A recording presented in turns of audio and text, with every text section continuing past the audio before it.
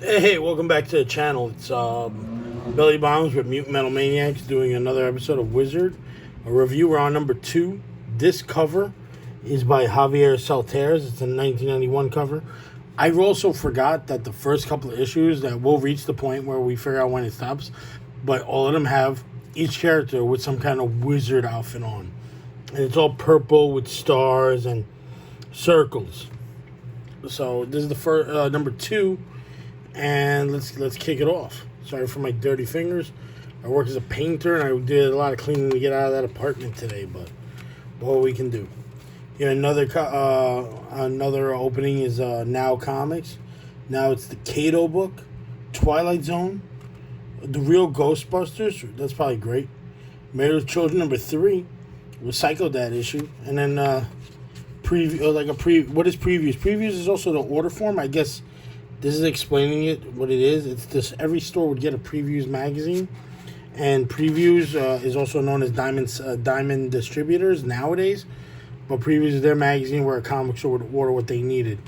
It's funny because there's a bunch of companies back then. This is just right now at the time. Like, this is like, now it's just them. But back then, in the late 80s, it was a few companies. So here we go. More bags and boards, how to pick up a bunch of them.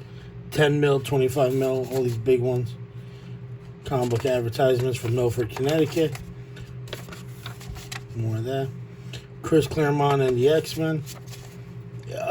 Here's also the time when all artists became very important, where it shows artwork from Andy Kubert, mentioned Mark Silvestri, John Byrne, Paul Smith, Dave Cockrum, John Romita Jr. This is like the rise, like it was literally the rise of the best artists nowadays. Here's a guy who doesn't get enough credit, Whilce Portacio. One day I'm gonna get it. This is the most legendary X-Men Gold cover from Uncanny X-Men. I think this was 281. Yeah. And they explain character groupings, what groups they're in. This is the Blue Squad, one with Gambit, Rogue, and Wolverine and Psylocke Cyclops. 1975 is Uncanny X-Men. I gotta get that one. 185 issues later by Chris Claremont from 1975 to 1991. 185, including annual. Oh no, plus assorted annuals and specials. Oh boy. Here's an awesome part. What I love is that I realized that this was going to talk about Ghost Rider a lot in this issue. The history of Ghost Rider. This is the Danny Ketch one. Ghost Rider was huge. X-Men, Ghost Rider, Spider-Man. That's it. Danny Ketch, Pat McCullen. They show the photos of all the writers in this stuff, I guess because it's so fresh that they're showing them who they are. The first Ghost Rider from, I guess, EC Comics in the 50s. And check this out.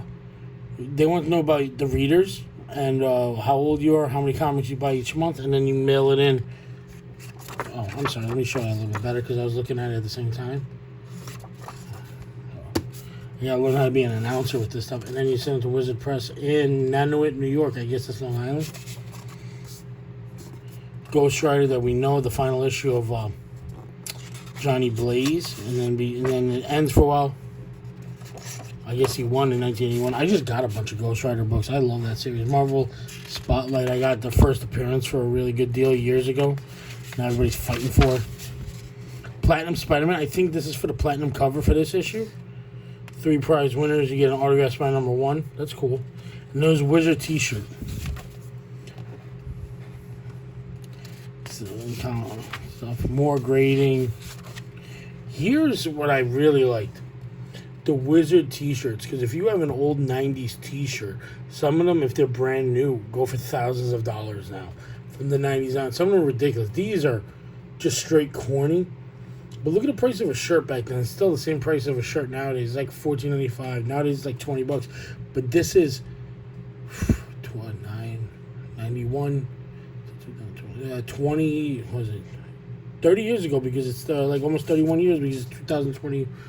I think it's 2021. I have no idea. This damn pandemic had to stay home for a while. Ron Lim finally shows up with different artists. Frank Miller is on here. Frank Miller hated this magazine. Kira started being produced in America, like from Epic Comics. The American Aliens comics from Dark Horse. Dark Horse is a great one. I just got this book. Finally, after years. Oh, and you see they removed the different colors. Some is darker to like tell which one's every other one, but like not so much. Like here it continues, just it wasn't like the big color one, big color change. What am I looking at? Let me find that Amazing Spider-Man book I just got. Number 39. 85 bucks. It's not bad. It was 85 bucks in 1991. I got it somewhere similar to that. Because I need it. It's like one of my holy grails if you follow me on Instagram. Let's skip ahead. A Black Panther, Panther's Key. I've never seen this one. I gotta check that out. I love Epic Collections. Hopefully that's in there. Clive Barker's comic books. Real creepy shit. Sorry to curse. Dark Horse Presents is phenomenal.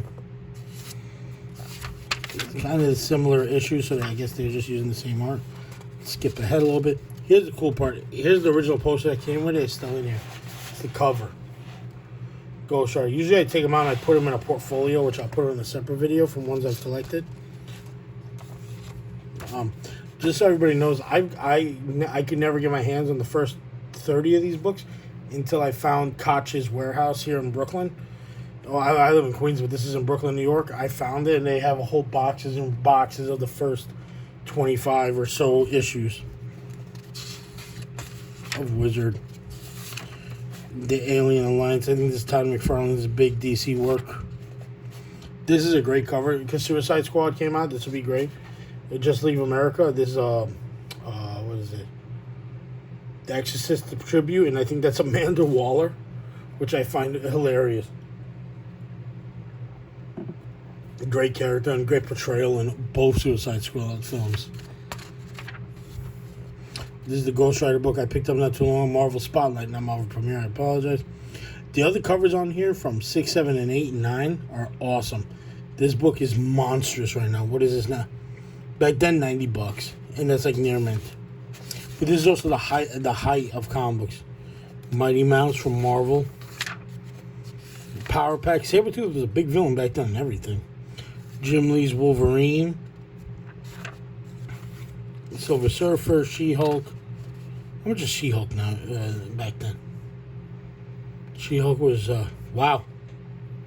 Nah, that's no way. No, that is. There's only one She-Hulk in Marvel. $275 back then. First series. $275 in 1991. A 77 book. Strange Tales. Walt Simonson's legendary Beta Ray Bill. This one was in the other one. Skip ahead. The Young All-Stars. Bill and Ted's Excellent Adventure. This is all the cards. Deathlock looks great. I don't even have that card. I didn't even see that. That might be a different card than I thought. Todd McFarlane's trading card, I guess. It was 11 bucks. Oh, I think I have this one because there's only like a few of them in there. Let's see. Toys back in the day before they really got cool. Hawkman, Hobgoblin, Green Lantern. Brian Cunningham's beautiful photo right there. 12 issues for $27.50. What was that like? I think you were paying full price. I'm bad at math right now. Yeah, it's $250, $27.50. I don't think there was a discount. What is this? Games. The top 10. Now this is the best. X-Men #1, Chris Claremont. X-Force 1, Rob Liefeld. Uncanny X-Force 281. Here's the cool part. Artist is listed before writer, right? Nowadays they're trying to aim more for the writer, but back then the artist was king. Chris Claremont wrote it by Will Portaccio. New Mutants 87 written by Louise Simonson. What a brilliant writer who did the Death of Superman run and a lot of that stuff in return. She is a phenomenal writer. Rob Liefeld gets top billing though. Here is X Factor 71, who I never knew who's the artist, Larry Stroman. And everything is pretty much the same. Like, look, Silver Surfer's Ron Lim, but writer Jim Starlin. Platinum Spider-Man that now everybody's fighting for in this issue. I don't know, X Factor was written and drawn by Will Portaccio. But here we go. New Warriors #1, which we thought was going to be another big one. Man, I gotta wash my hands. I apologize. Oof, I got ugly fingers. Mark Bagley, the artist, and with Fabian Nizia. I apologize if I mispronounced the name. But he's like Deadpool's great writer. He writes everything. The New Warriors. Number 1 is a new one on here. And then top 100. In here, the first 5 is the different covers of X-Men. And then it's Uncanny X-Men, X-Force, X-Factor, Spider-Man, Infinity Gauntlet. How many issues do we go till you get... NFL Super Pro. Super Pro. That's terrible. I want to curse, but I don't want to. It's terrible. And then you get... and those are all Marvel for the first 20 issues. Yeah. And then... Oh, no, except for Armageddon, number 13, but... Then Batman, War of the Gods is a Wonder Woman by George Perez. The god of The god of art. Like, George Perez is amazing. He did Avengers, but I've never seen him do other stuff. Maybe it's for the best. He ain't... Like, his DC work makes him a legend. Avengers and DC. That's it. Other books, this is the sideway covers they're talking about. Armageddon was a big deal by Dan Jurgens. I don't know who Dan Jurgens is, but whatever. Books were $1 back then. Everything was $1. Just these big books were not. One Man Army Corps, OMAC, which is a Jack Kirby story. Brought back Legion of Night by Will Portacio and Steve Gerber. Steve Gerber is the creator of Howard the Duck and the Man-Thing. This is an awesome thing. This is one of the first books I ever got. I think I have this graded somewhere in my house because I just wanted a book from when I was a kid.